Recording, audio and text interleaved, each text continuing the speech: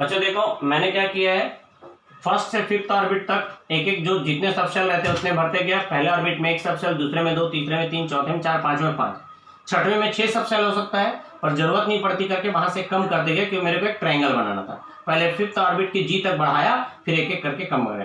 कायदे से क्या है, अपने को यहीं तक की जरूरत पड़ती है, बस ये यहाँ तक, ये उसके बाद फिर इसकी जरूरत नहीं, ये भी एट भी जरूरत नहीं पड़ेगी। ठीक है, पर एक सीक्वेंस देखना तो मुश्किल बना रहा हूं। अब ये बनाने के बाद आप क्या करेंगे, ऐसा काटते जाएंगे।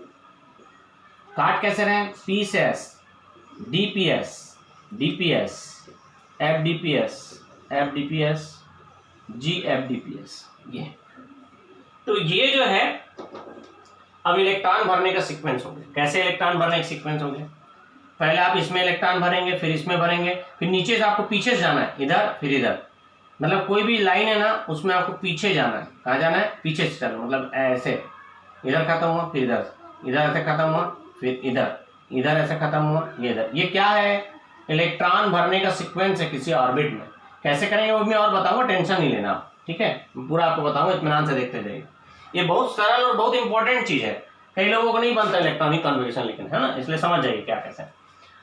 और उसके बाद एक ट्रिक भी बता दूंगा, पहले इसको समझ जाइए। क्या ट्रिक से क्या होता है, आप शॉर्टकट समझते हो फिर बेसिक नहीं समझ पाते, इसलिए पहले मैं इसका हैवी डोज दूंगा फिर शॉर्टकट आपको बताऊंगा। ठीक, अब क्या है, इलेक्ट्रॉन भरने का सीक्वेंस क्या है, सबसे पहले 1s में इलेक्ट्रॉन जाएगा, फिर 2s में इलेक्ट्रॉन जाएगा। मतलब कोई एटम है मान लो जिसके पास 9 ऑर्बिट है, मान लीजिए किसी एटम के पास 9 ऑर्बिट है, इतने सारे सबशेल्स हैं, तो अब इसमें से इलेक्ट्रॉन आपको भरना है। ठीक है, तो इलेक्ट्रॉन सबसे पहले कौन से सबशेल में जाएगा, तो सबसे पहले 1s में जाएगा, फिर किस में जाएगा, 2s में जाएगा, फिर किस में जाएगा, 2p में जाएगा, फिर 3s में जाएगा।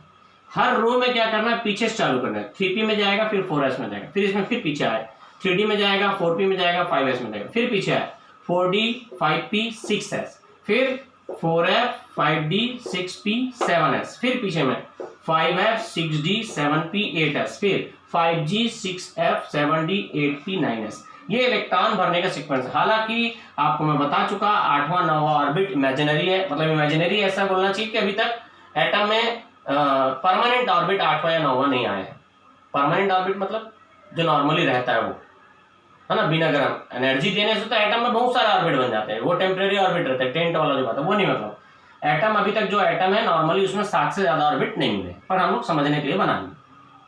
ठीक है, हाँ, अब मेरे साथ एक बार फिर से बोलेंगे, मैं बोलते जा रहा हूं और आप लोग भी बोलते जाएंगे, देखते हैं अपन। सबसे पहले किसकी बारी आएगी, 1s की, फिर किसकी बारी, 2s में इलेक्ट्रॉन जाएगा, फिर 2p में जाएगा, 3s में जाएगा, फिर 3p, 4s, 3d, 4p, 5s, 4d, 5p, 6s, 4f, 5d, 6p, 7s, 5f, 6d, 7p, 8s, फिर ये इलेक्ट्रॉन भरने का सीक्वेंस। अब मैं आपको लिख के बताता हूँ। मान लीजिए मैं लिख रहा हूं एटॉमिक नंबर 50 का इलेक्ट्रॉनिक कॉन्फ़िगरेशन। ठीक, तो सबसे पहले इलेक्ट्रॉन किसमें भरना है, 1s में। यहां पर यह भी जानना आपको जरूरी है कि s किस सबशेल में कितने इलेक्ट्रॉन आते हैं। s में 2 इलेक्ट्रॉन्स आएंगे, p में 6 आते हैं, d में 10, f में 14। किसी भी सबशेल्स में उसकी मैक्सिमम लिमिट इतनी होती है, मैं जो लिखा हूं, इससे कम हो सकता है पर किसी में इससे ज्यादा नहीं होगा। ठीक है, और एक सबशेल जब पूरा भर जाता है तभी हम दूसरे सबशेल में कूदते हैं। तो सबसे पहले किसकी बारी है, 1s की बारी है। तब सबसे पहले 1s में इलेक्ट्रॉन भर देंगे। ठीक है, पहले मैं सिंपल लेके बताता हूं आपको। मान लीजिए मैं लिख के हूं सोडियम का एटॉमिक नंबर 11। तो सबसे पहले 1s में इलेक्ट्रॉन, 1s की बारी है, तो 1s में 2 भरा, फिर 2s की बारी है, 2s में 2 भरा, फिर 2p की बारी है, 2p में 6 हुआ, फिर 2 + 8 मतलब क्या आ जाएगा, 10 इलेक्ट्रॉन हो गया। हमको कितना भरना है, एटॉमिक नंबर जितना होता है उतना इलेक्ट्रॉन होता है, तो इसमें 11 इलेक्ट्रॉन है, तो हमको तो 11 तक भरना है। क्या आ जाएगा, 3s1 आ जाएगा। तो हो गया, देखो तो गिनो तो, 2 2 4 6 10 और 11। तो ये सोडियम के इलेक्ट्रॉनिक कॉन्फ़िगरेशन हो गया। छोटी क्लासेस में आप क्या लिखते थे, 2 8 1। इसमें ये नहीं पता चलता था कि कौन से सबशेल में कितने इलेक्ट्रॉन है, पर इसमें आपको दिख रहा है कि पहले ऑर्बिट के सबशेल में दूसरे इलेक्ट्रॉन है, दूसरे ऑर्बिट में टोटल 8 इलेक्ट्रॉन्स है, 8 में से 2 इलेक्ट्रॉन s में है और 6 इलेक्ट्रॉन p में है, और थर्ड ऑर्बिट में केवल एक ही इलेक्ट्रॉन और वो s सबशेल में दिख रहे हैं। और एक लिख के दिखाता हूँ, सिंपल पहले कराता हूँ फिर कॉम्प्लिकेटेड में जाएंगे।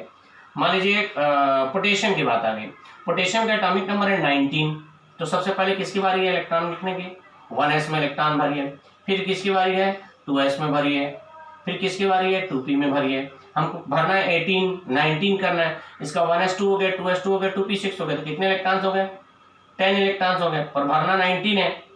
तो आपको मालूम है कि s में 2 से ज्यादा नहीं हो सकते, इसलिए s को पूरा भरे, फिर अगले s की बारी आई, इसको भी पूरा भरे, फिर भी आप देखें आपके पास और इलेक्ट्रॉन भरना है। अब बारी किसकी आई? 1s भरे, 2s भरे, 2s के बाद 2p की बारी आई, भर दिए। 2p में इलेक्ट्रॉन भरने के बाद फिर किसकी बारी आई? 2p के बाद 3s की बारी आई, 2p के बाद 3s, ऐसे। तो 3s, s में कितना भर सकते हैं? 2। अब देखो कितना हो गया? 2 2 4 6 10 2 12 हो गया। 3s के बाद फिर किसकी बारी आती है? 3p की बारी आती है। तो अब 3p में इलेक्ट्रॉन, अभी हम लोग कितना लिख चुके हैं? 12। हमको कितना भरना है? 19।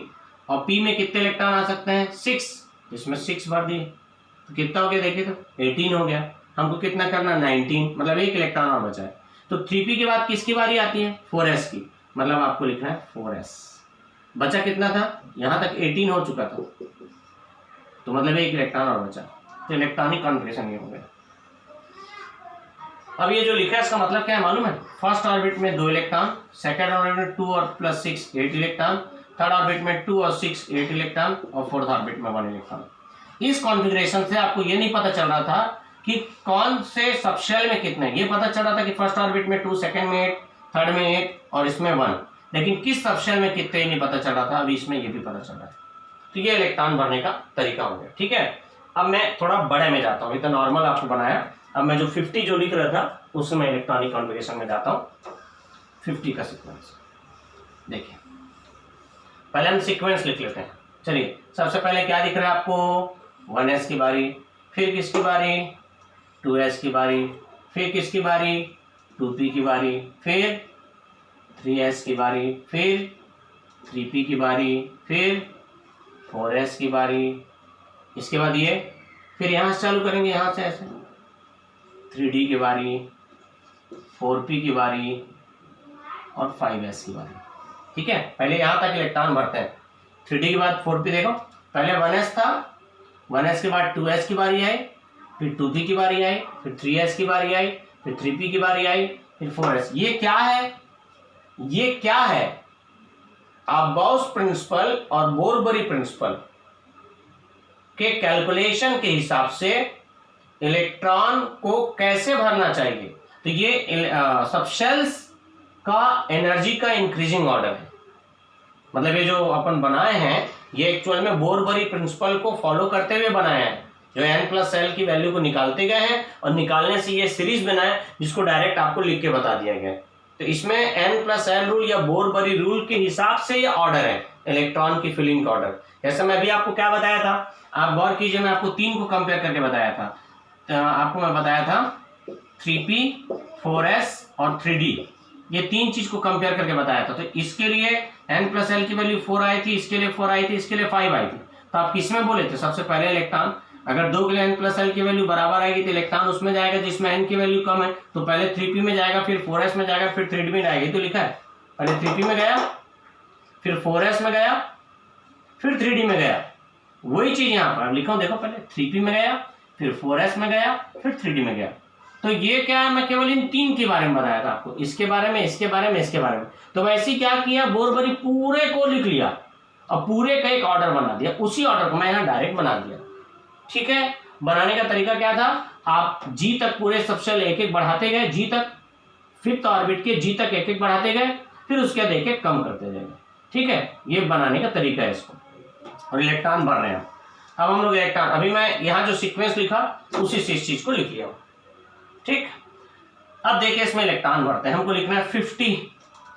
तो पहले 1s में इलेक्ट्रॉन जाएगा, फिर 2s में जाएगा, फिर इसमें जाएगा। अपन मैक्सिमम कितने इलेक्ट्रॉन भर सकते हैं, s में 2, p में 6, d में 10, f में 14 इलेक्ट्रॉन। तो s में 2 भर दिया, इसमें भी 2 भर दिया। इसमें मैं इतना सारा क्यों लिख लिया, क्योंकि मेरे को मालूम है कि इतने जल्दी 50 नहीं आएगा, इसलिए मैं यहाँ तक लिख लिया, लगभग यहाँ तक आएगा 50।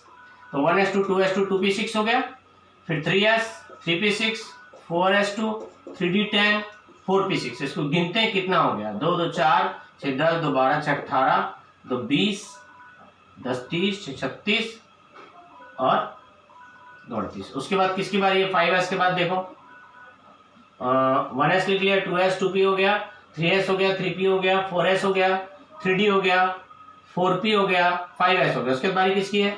4d। 4d में कितने इलेक्ट्रॉन आ सकते हैं? 10। फिर किसकी बारी है? 5p। 5p 6 और 6s2। अब इसको जोड़ लेते हैं, कितना हो गया ना, 2 2 4 6 10 2 12 6 18 2 20 30 40 और 48 हो गया यहाँ तक। और अपने को 2 और भरना है, ये 50 हो जाएगा। ठीक है, यहाँ तक मतलब 50 होते तक भरना है, मैं एक्स्ट्रा भर देता। काउंट कर लीजिए, जिस सीक्वेंस में भरना था उस सीक्वेंस में भरा। 2 + 2 4 + 6 10 12 18 20 30 36 38 48 50। ठीक है, मैं और एक कॉम्प्लिकेटेड एग्जांपल आपको लिख के बताऊंगा, जिससे आपको कैसे इलेक्ट्रॉन लिखना है, कैसे इलेक्ट्रॉनिक कॉन्फ़िगरेशन लिखना है, ये आपको समझ में आएगा। ये मैं आपको बताता हूँ नेक्स्ट वीडियो में। ठीक है।